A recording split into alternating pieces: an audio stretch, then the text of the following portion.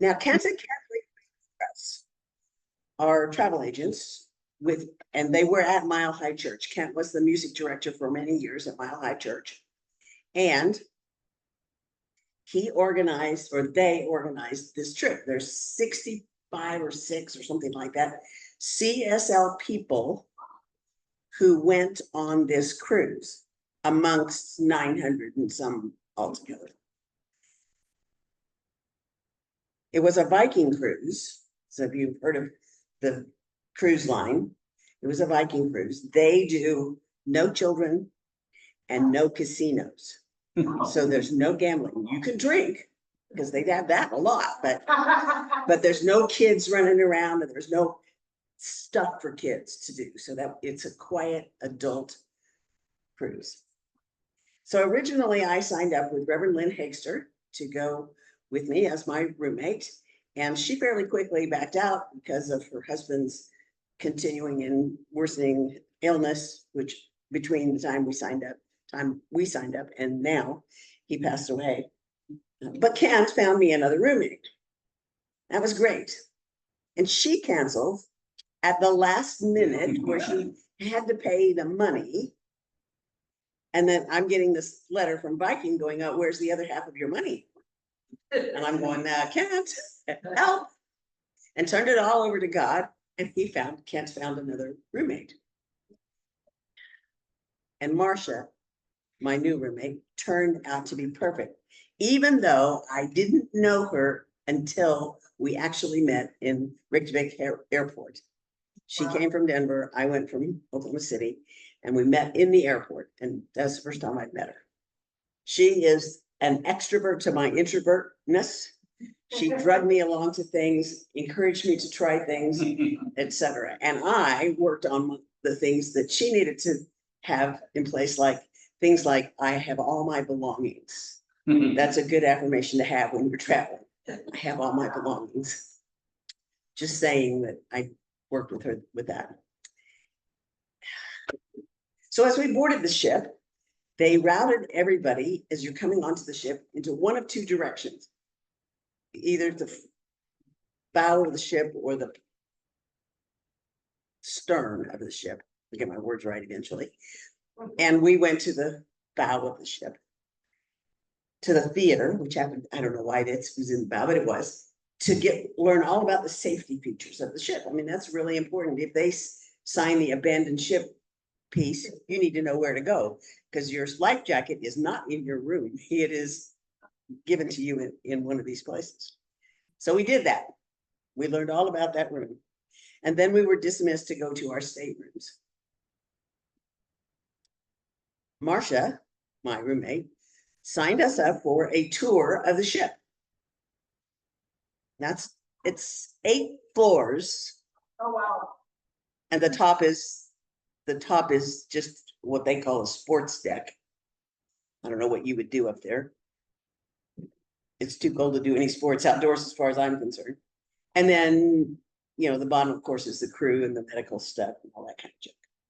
And then in the meantime, there was other things. But we went on this tour of the ship. There were 3 hot tubs, 2 pools, a fitness center, a spa, 2 jewelry stores, an expensive jewelry store and an expensive jewelry store. But the stores were not open in port because you were expected to go in and shop at the local whatever if you needed to go shopping. They were only open when we were at sea. There were guest services to answer questions and to provide help, a travel consultant to help you arrange your next trip, should you happen to want to do that. There were 5 bars and 8 restaurants and tea time in the Winter Garden. We had a World Cafe, we had snacks in the living room, 3 restaurants where you were expected to wear something besides jeans. I mean, it's like, I wear jeans on the pulpit. What's up with this? Why can't we wear jeans? Okay. 2 of the restaurants required reservations, and we tried them all. All the food was included. You didn't have to pay anything extra for anything, no matter how many servings you got of anything. You could pick and choose on some menus, other menus were set. And if you were at lunch or dinner, wine or beer was included. Red wine, white wine, sparkling water, or still water. Okay. And the sparkling water had green glasses and the still water had blue glasses. And the wait staff ran around with little carafes with green lids and blue lids so they could tell and not fill up your glass with the wrong thing. But if you got a beer in the living room, which was possible, it cost extra. If you were at a meal, it was free. But if you got it in the living room, it cost extra. Just saying. There were 3 ministers on the trip, other ministers besides me, and I knew them all, but I did not know any of them well. Reverend Christina Collins was on my licensing panel 20 years ago. Yes, but I finally got a chance to connect with her and tell her what that licensing had meant to me and what I had done with it, and thanking her for her role in making that all happen. Reverend Chris Plim was there with her partner, and I had met her at various functions in the past. She worked on getting the archives moved from the Denver area to Kansas City and on various peace projects, big into peace. And then Reverend Marilyn Leo was there. And if you've been in Science of Mind for any length of time, you might have heard of Marilyn Leo, in that her mother was married to, and I meant to look up his name, but I can't remember it, a close friend, Reginald Armour, of Ernest Holmes. In fact, Ernest Holmes was her backyard and his backyard butted up next to each other. So she grew up running around as a child with Ernest Holmes. She brought her daughter and granddaughter on the trip and said the reason she brought them was so they could learn a mental equivalent of prosperity, because this trip was really a prosperous type trip.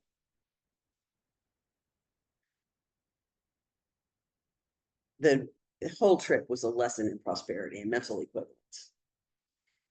There was a port talk every evening, about 30 minutes long, 4:30 or so in the evening, to tell you what was going to happen at the next port. So you could plan on doing this, that, or the other thing, schedule your stuff around the excursions, etc. There was a show every evening. There were musicians, pianists, guitarists, violinists playing in the atrium every day, or in the pool area every day, or in the show theater every day. I mean, just stuff to do. There were laundry facilities on every deck. You didn't have to pay for it, and they provided the soap. And it's like you got to wash your jeans. Oh, I'm sorry, wash your non-jeans. You could wear them again, you know. You could wash them, put them in the washer, go down to the end of the thing and say, oh, I've got them in washer number 3, push the 3 button, and it puts the soap in the washer and then dry them. This is amazing. The crew was very much international. It was all kinds of people. We met people from Africa. One of the ladies that was working in the expensive jewelry store was from South Africa. She was fascinating to listen to and very tall. There were people from Australia, the Philippines, Croatia, Italy, Chile, Colombia, the UK, Ireland. There were a few American voices in that mess, but not too many. There's 400 and some odd crew for 900 and some odd people. That's pretty good percentage. The passengers were diverse. Many were from the US or Canada, but there was a group from Australia, from New Zealand, and one member of our party was from Denmark. So CSL in Denmark met up with her sister and brother from CSL in Denver and did the cruise with us. So each port had multiple opportunities for you to take an excursion. So we started in Reykjavik. We had a day there while everybody's assembling, getting on the boat, etc., and spent the first night there, and then did tours around, and it was awesome. And then we traveled around Iceland to another port, did 4, 5, 6 tours, depending on whatever you signed up for. You could do all kinds of things there. And then sailed on around that night and to another place and then to another place. And once we did 4 places in Iceland, then we spent a day at sea, both day and night, went to the Faroe Islands, spent another day at sea between the Faroe Islands and Norway, and then 4 ports in Norway. And then we spent the second night in Bergen and flew home. One excursion on every port was provided in the fee when you paid to go on this thing. But there were others. You wanted to take a helicopter ride? Okay, that would cost you more. You want to take a train ride? Okay, that's fine. You wanted to, there was a fox museum, FOX, like little animals. And that cost more. But they were fascinating. You could ride horses, you could do all different kinds of kayaking. There were buses, there were trains, helicopter rides, lagoons and museums, indoor museums, outdoor museums. One of the tours that I went to was a oleandra knitting building center company, and watched the tour led us on how they make expensive wool garments with knitting machines and how that all works. You know, you've seen the gorgeous colored knitted suits. That kind of thing was done there. That was fascinating. And of course, there was time to spend money in their store too. Do that. And if you took an excursion that was more than an hour, there was probably a snack or a meal in it. This one had cinnamon rolls and coffee or tea as well included. No fee to us. We didn't pay. We paid extra for the excursion, but nothing out of our pocket when we were there. I went on the Viking World Museum tour. Initially, Iceland was an agricultural community. They raised goats and sheep. And that's what they ate, goats and sheep. Milk would be goat milk. Or I guess you could get milk from sheep, but I've never heard of that.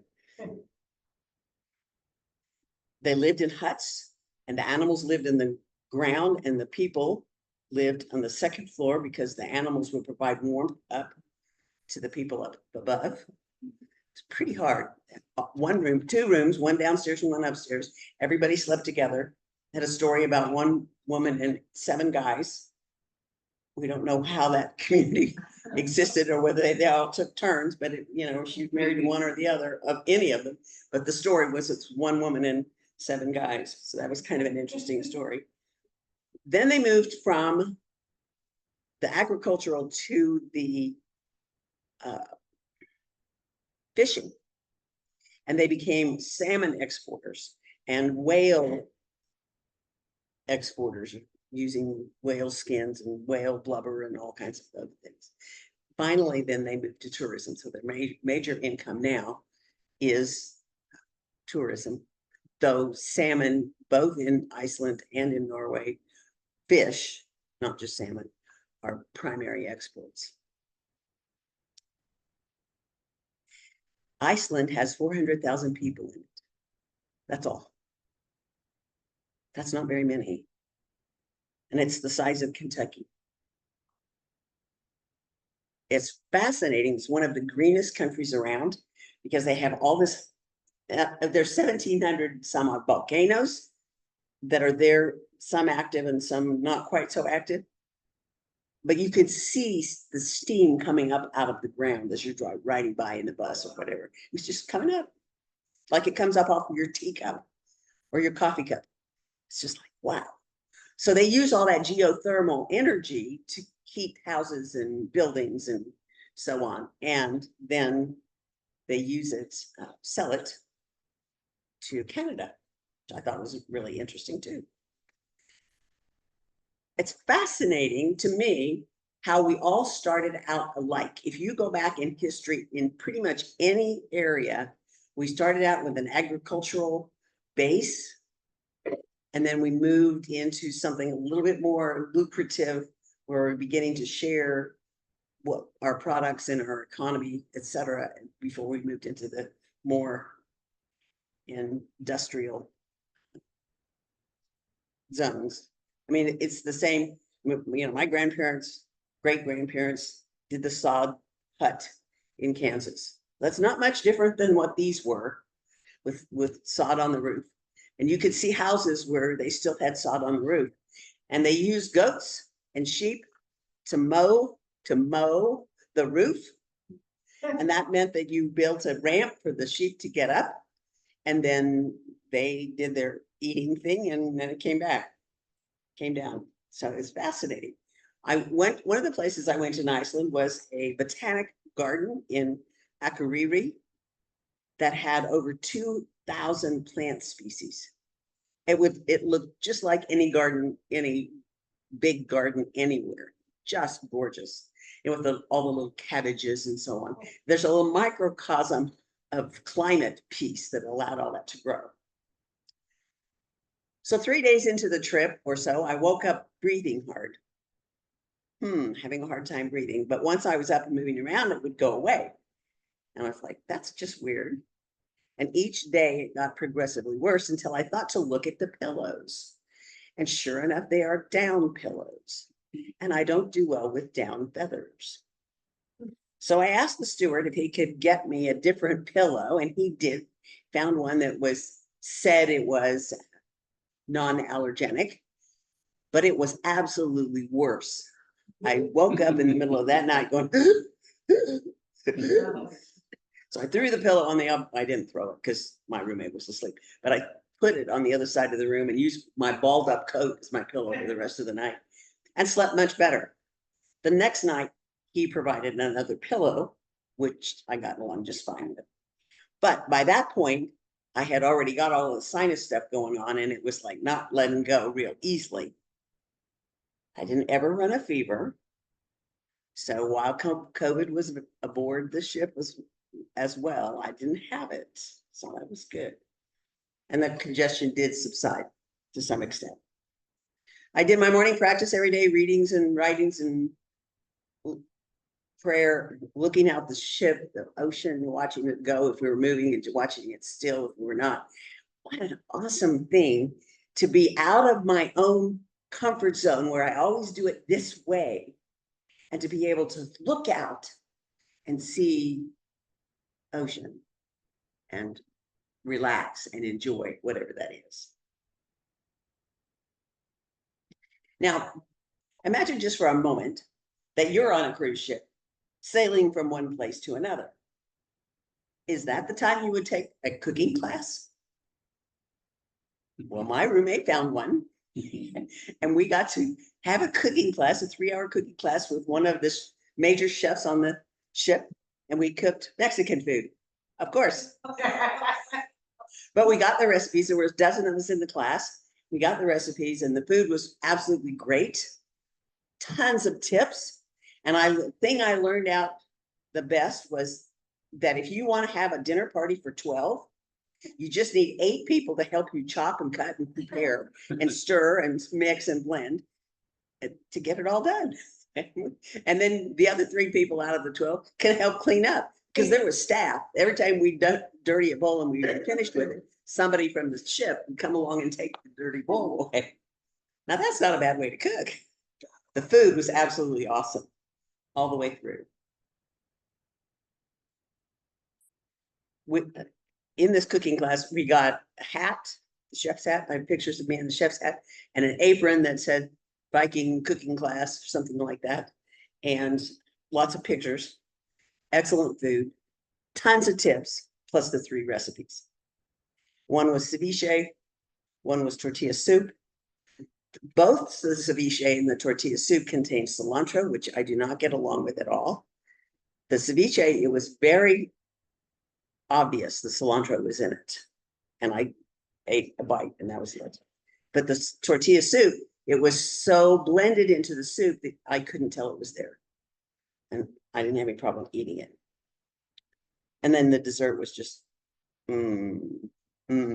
yes. One of the days we were docked, we took a bridge tour so that we had an opportunity to see what the bridge was like. That's the bridge of the ship where they run the ship. And there's the center chair where he sees out all these big windows. And then there's a chair on this side and a chair on that side, because if they're going up against the dock on this side of the ship, they want to be able to control what that does. And that was fascinating. He was the guy that the second in command was showing us this, doing this trip, was from the Philippines. And he had said he had an 8-month contract and then 2 months back in the Philippines with his family. Then he would re-sign a contract for the next 8 months. They offered a laundry tour and a kitchen tour, but we didn't get a chance to do those. Every meal we went to, except breakfast, they offered beer and wine, as I said. I'm not a wine drinker. I don't drink beer at all. And so I haven't found any wine that I like. So when they said wine for everybody, you want white wine or red wine, and they explained which kind and what it was and how it tied to that meal, etc. And I said, I just want a finger length. And I'm thinking, in a glass, this much. So he fills the glass. He's going, this is a finger length. No. So anyway, we ate in that restaurant enough that he called me by name. His name is Peter, and was laughing when I finally found a wine that I actually liked enough to take a picture of. The label was from Portugal. I don't know if I can find it here or not. I did have the opportunity to try octopus. Was in one of our hors d'oeuvres starters, and it tasted okay. I ate the whole thing, so that was all right. And I mentioned something in my thought about, I don't know where to find octopus in Oklahoma. And I had 3 people tell me where I could go find octopus in Oklahoma. Like, well, okay. The beauty of the land was amazing. The ideas that God could create this land where the volcanic activity is steaming up through the rocks, that was fascinating. And the snow melting and the waterfalls everywhere. In Norway, the fjords are huge and deep. The water is really, really deep, and the shores, I mean, you think of fjords, I have never been there, so I had in my mind something totally different. And I thought that it would be like regular shore that would be out and not steep, but they're steep up. So you might have a little ledge where you could build houses or docks or whatever around, but it was really interesting. God's creative ideas here is just amazing. Some people get seasick. I found that I don't. We did have rough seas. Now, I don't know if it was really rough, if I'd get seasick, but I did okay with what we had. That's not a problem at all. However, walking down the walls, the halls of the ship when it's rolling back and forth is not unlike I remember being drunk back when I was drinking more, in my early 20s and 30s. In that place where you're not quite so sick that you're sick, but you really feel good and you're really dizzy. I've gotten that way one time with the pot. Not do that again either. But the ship gave me that same feeling as it's rocking back and forth and your brain's going, oh, well, okay. We are on the 3rd floor and there's rooms up into the 7th floor. So I don't know if I would think they would rock more higher up. The lower floors are more stable. So just about the time I would get my sea legs figured out, we'd be on shore again.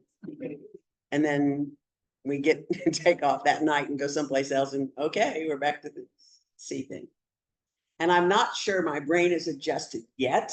So if you see me weaving back and forth, it's just because I haven't figured it out yet. Now, you might wonder how all of this stuff relates to the topic of unstatus quo.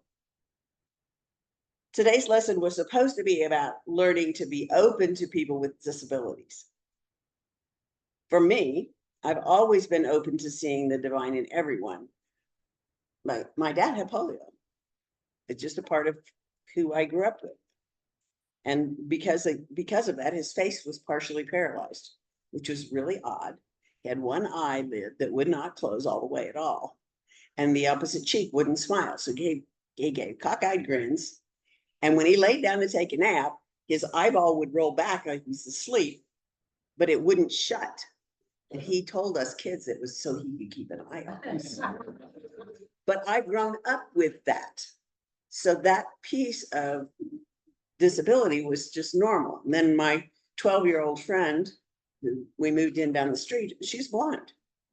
Not completely blind, but legally blind, enough that she's looking at the computer like this far away to be able to see what's going on. And the television is the same. She's sitting right in front of the television, about 1.5 feet away, in order to be able to see what's going on. And that didn't stop us becoming good friends. And we're still good friends. And that's been 60 some odd years, 63 years now. We've been friends. My friend Jack had polio when he was 6. He once told me that we all are handicapped or differently abled. The thing is, he said, I know how I'm differently abled. And most people do not know. Which is true. We don't recognize how we are differently abled from others. Many of us go through times when our bodies change, we develop problems. There was a woman on the ship with a broken leg. Now that was an interesting maneuver. I don't think it was broken. I didn't see her with a broken leg when she got on the ship. Could have been broken when she got there. But I saw her partway through, maneuvering herself around with crutches and a broken leg. It's okay. She just had different methods for getting on and off the ship than we did, than the majority of us did. My point here is that we're all one, and we may look and act differently, but we are all one. The trip was a fantastic journey. Everywhere I went, people were friendly and helpful. If I gave a smile to someone, they would smile back. And the great thing about Science of Mind is that if one of us can do something, heal ourselves, or take a trip like this, all of us can do it. Because I did it, each and every one of you can do it as well. Your methodology might not be the same as mine, and your desire to go on that trip might not be there either. But we can do it. If I can manifest this trip, so can you.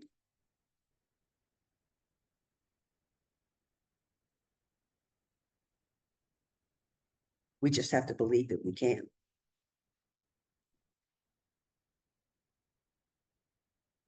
I would do this trip again in a heartbeat. I would go back to the same countries. Well, I only took one excursion in every port, and there were 7 or 8 in each one. I could have taken others, and I would like to do some of those others. They would be great. I'm not sure I'm into helicopters. Maybe I'll leave that as an open thing. But I'd like to start from Norway next time, so I don't have quite the 30-hour adjustment travel back home. That was quite a big difference. While it's great to have the opportunity to do unstatus quo in a big way, like I did, most of the time, we don't believe that we can easily do that. We don't believe that we can do it. And if we can make small shifts in what we're doing, thinking, and how we're doing it, if we can make small shifts, we can change our world. Now, I should have brought octopus for everybody to try, but I didn't even think about doing that yet. So let's take some of this into prayer. So I stop and take a breath. There is only God. God is in every ocean and every star and every planet, in every ship, in every person, in every blade of grass, in every flower, in every drop of water in the waterfalls. Oh, and they were magnificent. God is everywhere present, in and through and as everything that exists. And that power, that is God, is filling me in this moment and every moment. And each of us here is there is only God. And so I know with the power and the energy that is God moving through me, I speak my word, knowing that that word will always be answered in a positive way. So I speak my word for stepping out of my comfort zone, for trying new things, for being open and willing to be there, to learn, to grow, to have a great time no matter what's going on, to laugh, to carry on, and enjoy absolutely everything. I enjoyed this life. While I enjoyed that trip, I know that the rest of my life has more and comparable things opening to me in it, right here and right now. And I know this is true for each and every one of us, that we just open our mind and our eyes and our ears and our hearts, and Spirit speaks through us. And so I absolutely give thanks for this truth, knowing it to be the truth of who I am and the truth of each of us here, that Spirit speaks through us in all ways.